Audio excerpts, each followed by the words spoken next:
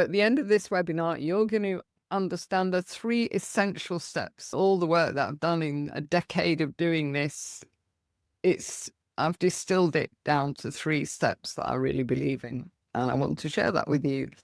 And I'm going to say a few words about our Accelerate program to see if you think it would be for you. It's the next stage of reset if you're interested. So I'll share a little bit about my story. If you want the full sorry tale, rock bottoms and all, then you can listen to the Tribe Sober podcast, episode 1. It's all on there. But in a nutshell, I went from social drinking to self-medication to dependency. Spent 10 years trying and failing to moderate, drank for 40 years, and I was 10 years sober in May 2025. And it's the best thing that I ever did. And I'm not even sure I would be here now if I hadn't have done that, because it was getting to that stage where I had to choose life, and I did. And it was tough for the first few months, but then I felt better than I'd felt for years and years. I'm not a doctor, I'm not a therapist, but I am a qualified recovery coach. And I also had a long corporate career as an HR director, specializing in training and development and executive coaching. So that's my credentials for doing this. I always distill my story into 3 wake-up calls. So the first wake-up call came at 25 years old. I was a typical kind of Brit party animal type, a binge drinker really. And at the age of 25, I binge drank so much. It was at home, we were having a party, and I was quite happy. I was enjoying myself. I was just over drinking. And then I decided, I was in a blackout basically. So I decided in my wisdom that I would have a bath, went into the bathroom, locked the door, got in the bath and passed out. And one of my flatmates had seen what state I was in. She'd seen me wobbling all over the place, and she was banging on the door saying, "Are you okay?" And she got no answer. So she rang 999, and the fire brigade came and knocked the door down. That would have been embarrassing if I was conscious. And the medics came and they had to haul me out of the bath and bring me round because I was not breathing. So that's crazy. When I look back now, I think, oh, what an idiot. But at the time, I was in hospital. I was hospitalized overnight. They sent a psychiatrist to talk to me the next morning. And the psychiatrist said, "Oh, were you suicidal?" And I said, "No, I was just having a good time." And he said, "Maybe you should go and talk to someone about over drinking like this. It's not good for you." But then time went on, and my friends just laughed about it, really. It turned into a story. It was, "Oh God, did you hear about Janet in her bath? What an idiot." Time went on. I didn't drink like that regularly. That was a one-off. It really stands out for being so bad. I would have blackouts where I couldn't quite remember the end of the evening, or couldn't remember the journey home very well. I didn't used to drink and drive. We're very against that in Britain. So I was brainwashed never to do that. But I would wake up in the morning and think, "Where's my jacket? Where's my handbag?" It would all be a bit blurry. But these blackouts were nasty. So I trundled on with life and built a good career, married a guy at 30. He was a drinker like me, surprise. Had my son, managed to not drink for 9 months, but I couldn't wait to wet the baby's head. So we started again. I started drinking quite heavily again. I had the kind of career that was work hard, play hard. We all drank a lot. And you would have been almost ostracized if you didn't drink. It was that kind of culture in those days. I hope it's a little bit better now. Anyway, time went on, and the next real wake-up call, which again, I didn't heed. It should have been a wake-up call, but I got breast cancer at 55. So I had mastectomy and chemotherapy and radiotherapy, and it was a really rough year. That was in 2006, and people didn't used to talk a lot about the link between breast cancer and alcohol, and now it's quite well known. And in fact, alcohol is linked to 7 types of cancer these days. But when I was 55, I didn't know that. And in fact, I felt rather sorry for myself. And I think I drank more than ever. I might have switched from white wine to red wine because I'd read an article that red wine was good for you. You know, how you grasp all these ridiculous things. So I carried on drinking. And finally, at the age of 63, I was away with some friends and it was a boozy weekend. And I woke up on the Sunday morning feeling absolutely terrible, but pretending everything was fine. And at breakfast, I said in a nice chirpy voice, let's go down to the next village. I've heard there's a really nice house we can rent next time we come this way. And they said to me, we did that yesterday afternoon, Janet, and you were with us and you seemed okay. You were walking straight and your voice was normal. And I'd been in a complete blackout. So I'd had a 6-hour blackout and I could not remember anything. And that started to finally wake me up and scare me because I knew that I was harming my body. I had the breast cancer. But by this time, I thought, I'm damaging my brain here. And as you get older, that is the last thing that you want. And I did interview a doctor for the podcast once, and he said, those kind of blackouts, they're a precursor to brain damage. So thank God you stopped. So I stopped. Probably want to know how. I went to AA, of course. I didn't know what else to do. And I didn't like it. I won't go into that, but it wasn't my vibe. So I educated myself. I did a lot of research. I looked into the neuroscience, the psychology, the biology. I found it very interesting, actually. And I started, because I was a coach, I had these tools anyway. So I built my own kind of toolkit.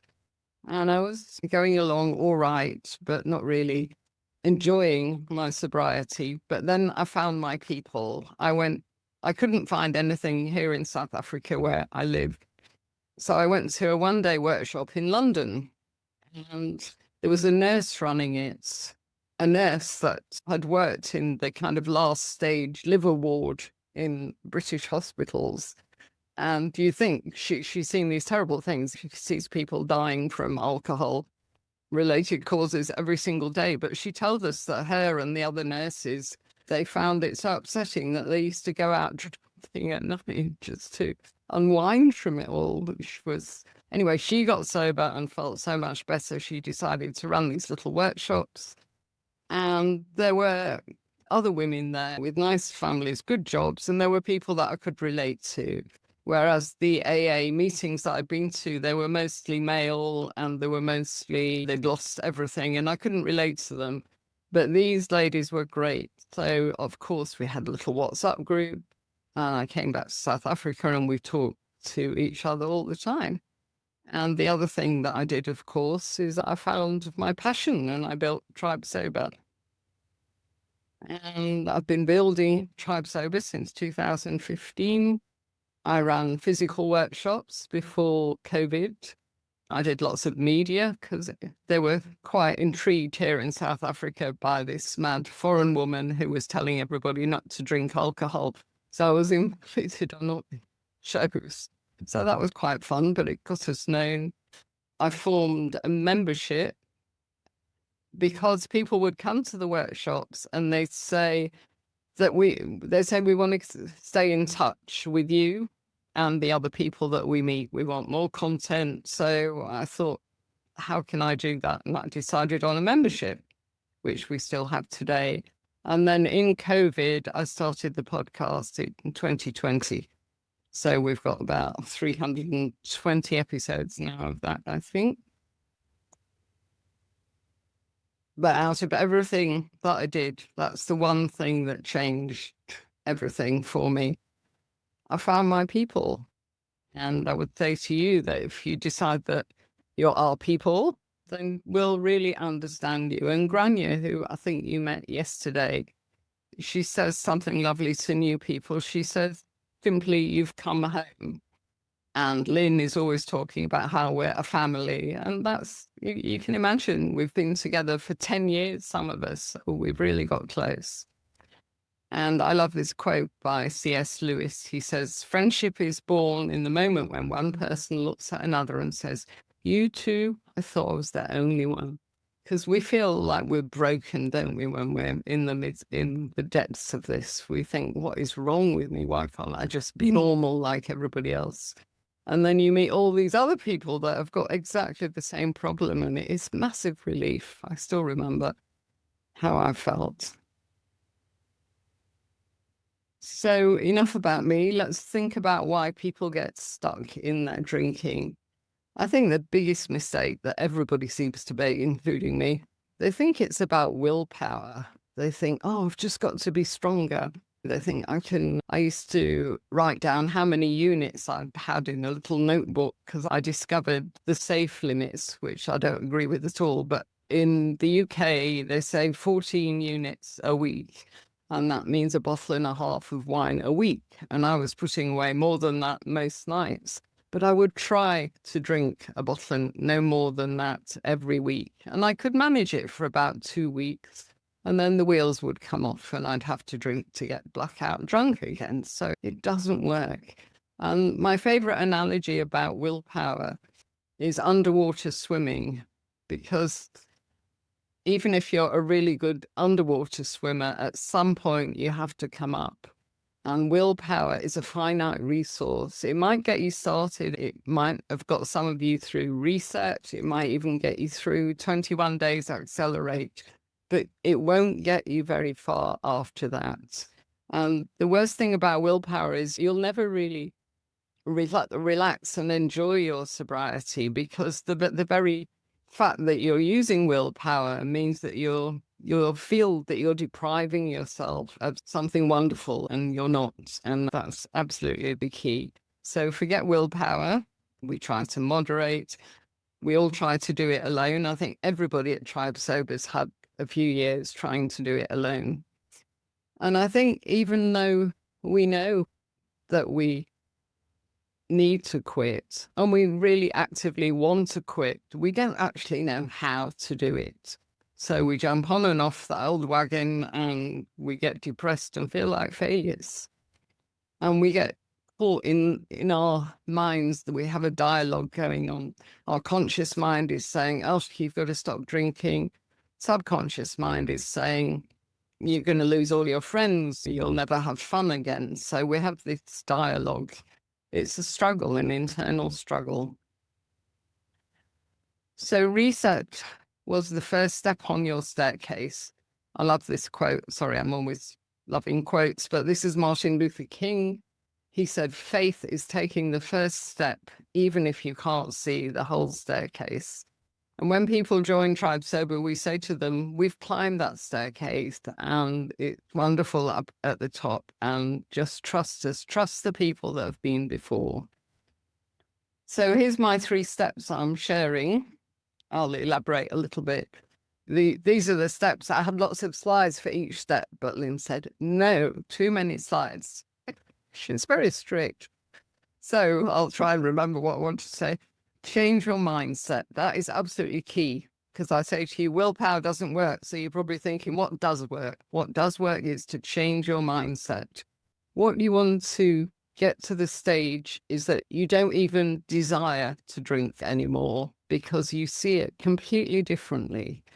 You need to change your thinking about drinking, because our brains have been hijacked from decades of big alcohol doing their glitzy marketing. Every time you watch a movie, there's some glamorous heroine with a big glass of wine, and the macho hero with his glass of scotch. It's everywhere. We just see it. And when we try and stop and we tell our friends, oh, we're taking a break, and they'll say, why? You don't drink too much. So you've got the peer pressure and the marketing. It's a real double whammy.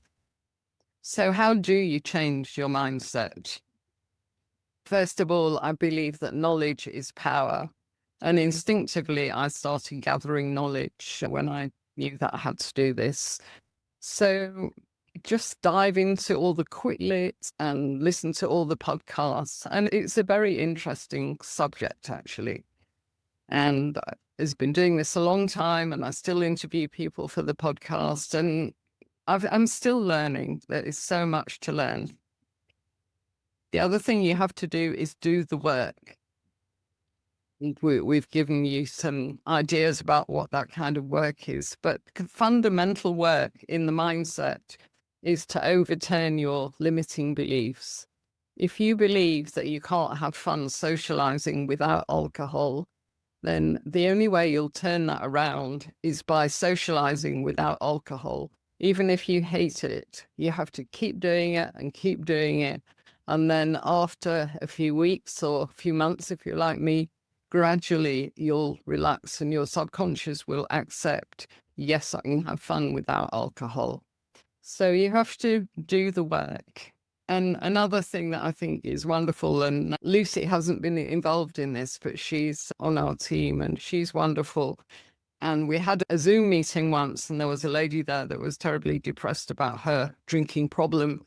And she was talking about it a lot. And Lucy, who can be quite blunt, but she always comes out with some real sensible stuff. And she said, listen, love, she said, you don't have a drinking problem. You've got an opportunity. You've got an opportunity to turn your life around and build a completely different life. And I love that. And that is reframing. And another one from Lucy is that she pointed out that we gain so much more than we lose because we cling on to alcohol because we don't want to lose our best friend. But in fact, it's turned into our worst enemy. And the only thing that you're going to lose is bad things, and you'll get your energy back, you'll get your motivation back. I think I have got a slide at the end about all the things that alcohol steals from you. So that's mindset. And the other thing is alcohol, it actually rewires our brain, which is a bit scary. I'm sure you've all heard about neuroplasticity. In the old days, they used to believe that your brain cells died off as you get older, but now they realize that if we keep learning and keep active, then that doesn't happen. But our brain will be rewired with alcohol. So what we have to do now is we have to rewire it. A neuroscientist said to me once that we should think of our brains like a symphony orchestra. And naturally, if you look after them, then they're going to play this beautiful music and serve you very well. But if you drink or take drugs, then the music will be very discordant and it just won't function how it should. I said to this woman when I was interviewing her, I said, so what about when we quit drinking and we're in recovery and we've been sober for a couple of years, what happens then? And she said, oh, your brain will rewire. And very often it'll rewire differently. So your brain will play a different kind of symphony, and it could be a much more beautiful symphony. So I love that story because it's full of hope. And what else did I want to say about the brain? Yeah, so we need to rewire our brain. And how do we do that? We do it with repetition. So when you want to drink, pause, think about it, and then do something else. And that pause is the kind of magic. That's the neuroplastic moment when the brain can start rewiring.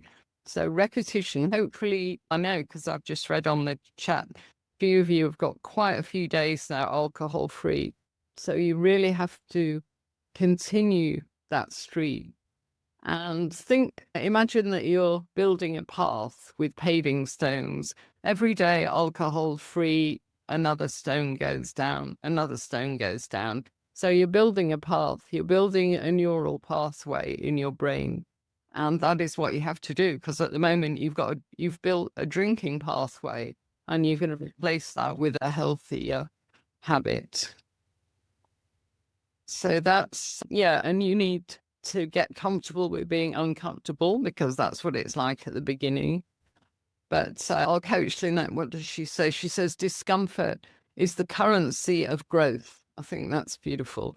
You know that you're developing your personal growth if you're uncomfortable. It's about pushing out of our comfort zone. So the third step, of course, is community. So I have got a few slides about that. Lynn, just a few, all right? So I hope we've given you a little taste during these 3 days of how valuable community can be. Just to have a safe and judgment-free space, to have positive role models, and to have accountability and encouragement. And yeah, somebody said, I can't remember who it was, but they were listening to Nigel Jones' podcast. And she said, I realized that I'd been in my drinking tribe. And now you need a new tribe, simply because your family and friends, if they're like me, my family, my husband would be telling me to cut down for years, but he just thought I needed to cut down. He'd say, why can't you just have 2 glasses of wine tonight, Janet? You don't have to have 6. And I would really try hard. He didn't really guess it. When I said, that's it, I'm going to stop. He was pleased, obviously. But he said, that's interesting because I never heard you say that before. So that's why I said to some of you guys, I'm so pleased to hear that you're determined to stop, not just to cut down. So if your family might well say, oh, just cut down a bit. And then your drinking buddies will say, don't be ridiculous. You haven't got a problem. You drink like I drink. Everybody drinks a bottle of wine a night. Someone said to me once, but that's 7 bottles of wine a week. And women, our bodies can't cope with that kind of intake. Oh, Lynn's quote. She just said that one day, so I made it into a little graphic because I love it. Because she is a very independent lady, but she loved her BF6 community so much. She realized the value of having this close-knit group. So are we all people? Just a bit about who we are. We've got 300 members about at all stages of the journey. So we've got brand new people. We've got people that have been sober a few weeks, a few months, a few years, and we all help each other.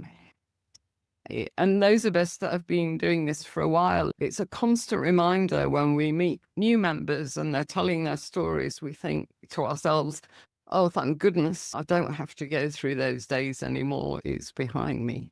We're mostly older women, apart from our lovely Amanda, who's here somewhere. She's the baby. We have got a few in the 40s as well, but mostly a bit older. UK, Ireland, US, and SA. So Monica and myself, we work full-time for Tribe Sober. Lynette's got her own coaching business, but she works very closely with us. This is Lucy, the one that introduced us to reframing. And Lucy is a volunteer. And all of these people, including Lynn, they're all volunteers. And I think that says a lot for sobriety because they're so grateful and so passionate about sobriety that they want to help other people and they very generously give their time. Oh, here's a little... If you've been wanting to quit drinking for, well, like me, many years, 2 decades in fact, and you have no sobriety or periods of sobriety, and you want that permanent change of perspective, belief, this might be the place for you. It sure was for me. Well, that's Susanna from LA. She's lovely.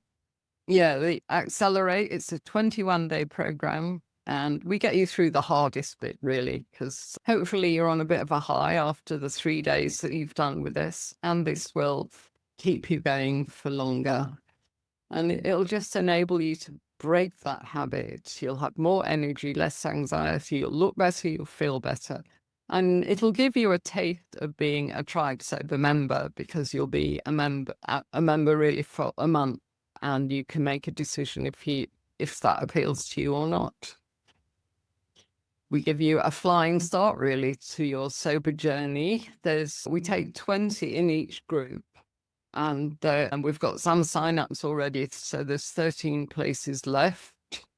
And just traveling through a 21-day journey with other people on the same path that you can talk to every day. You'll see them in Zoom meetings, and it just helps enormously. You'll get accountability. You've got a tracker with 21 days on it. You come to our member Zoom meetings. We have 4 a week. We've got an online course, as you heard me say, Knowledge is Power. So Monica releases a weekly module every Monday. And the idea is that you work through that module. So you'll get 3 of those. And there's personal attention from myself, Monica, Lynn, Lynette, and the ambassadors. Why 3 weeks? Because it's a really tough bit, the first 3 weeks. You'll get support 24/7, Zoom meetings. And the idea is that we'll step in when your willpower runs out, because it will work, it will run out. Here's the recovery timeline. The first few days can be quite tough, withdrawal, adjustment. And then 5 to 10 days, you start to get maybe glimmers of thinking, oh, maybe I'm going to enjoy this. And then you break through a little bit when you get 10, 15 days. And then the healing is taking place. Your brain will begin to heal. And you'll be up and you'll be down. And recovery isn't at all linear. But the idea is to just push through it. And if you're in a community, it's 1,000 times easier to push through it. So we start off with a welcome meeting, which is on the 11th of July. That's the official starting date for 𝐸𝐶𝐶⁸. Group tracker, weekly modules, Zoom meetings, and yeah, you'll build close bonds. And you'll also get 3 fabulous cheerleaders. You've met them all this week. You've got Heidi from the US, Amanda and Grania from SA.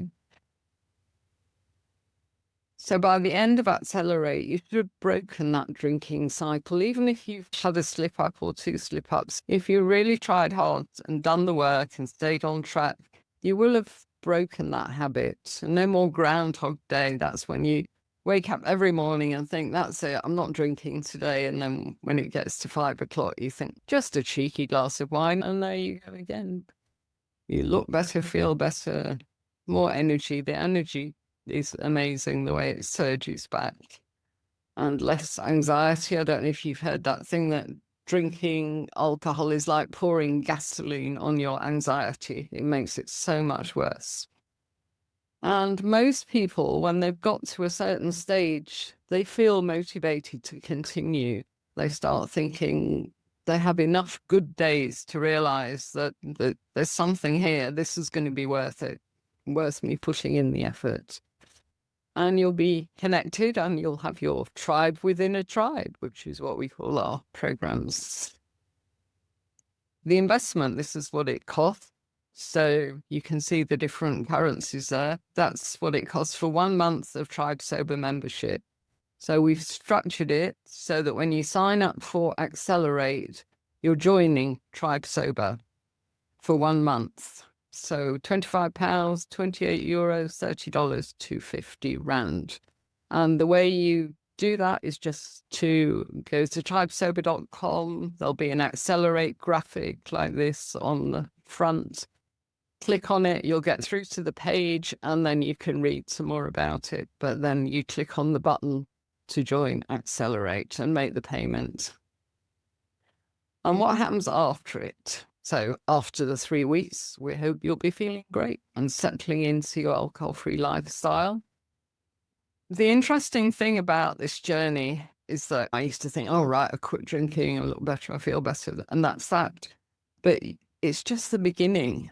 I understand that now. That it's just 10% of the recovery journey. And then you start building a different kind of life. You build a life you don't want to escape from. You build an alcohol-free lifestyle that you love. So you can continue your transformation by carrying on as a tribe member, or you simply WhatsApp us and say, cancel my membership, please. And then we close that and you won't get charged anything again. So if you're still on the fence, how many years has alcohol kept you trapped? There was a study done by a recovery group. They asked hundreds of people in recovery, how long was it between that moment that you knew you had a drinking problem and the moment that you started doing something about it? And the average number of years was 11 years. And I certainly did my 11 years. 11 years of struggling, shame and silence before reaching out for help. So we're saying to you, end the struggle today. 2 choices. do nothing, stay stuck in that struggle place, maybe 11 more years, and your life won't move on, because our life doesn't evolve properly if we're drinking too much. And the drinking will get worse, because that's what it does. Or you sign up for 𝐟𝐸Å and begin a life-changing journey. Fulfill your potential. Some of you listen to the Ken Middleton podcast, which he says if alcohol doesn't destroy you, then it will still prevent you from reaching your potential. So just become the person you were meant to be. I think a lot of us look at the tramp in the park and think, I'm not as bad as him. But that's not the point. You want to compare yourself with the best person that you can be. Choose your hard. It will be hard. I never say that this is easy, because it's not, but it'll be hard for a few weeks. Just get through that. Be curious, listen and learn, and we'll get you through the hard bits. So much harder to keep drinking, becoming more dependent, more isolated, more anxious, and putting your health at risk. Think about what alcohol has stolen from you. Isn't it time to say enough? I'm not going to read that list, because you can all read, but look at all those things that it takes from you.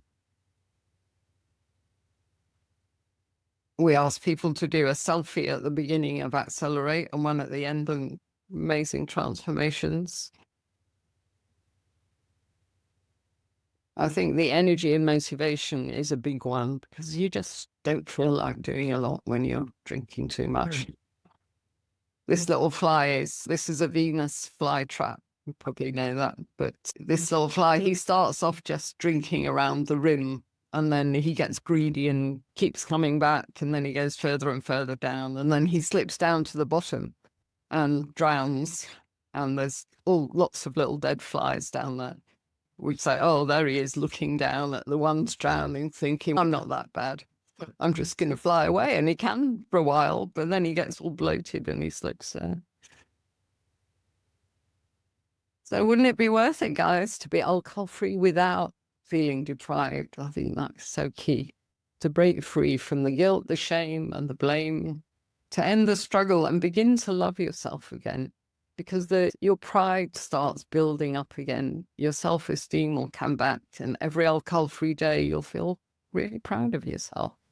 And to wake up full of energy and joy. So please get on the 𝐟𝐸Å bus today and get excited, because it's a life-changing journey. It really is. And it starts on the 11th of July.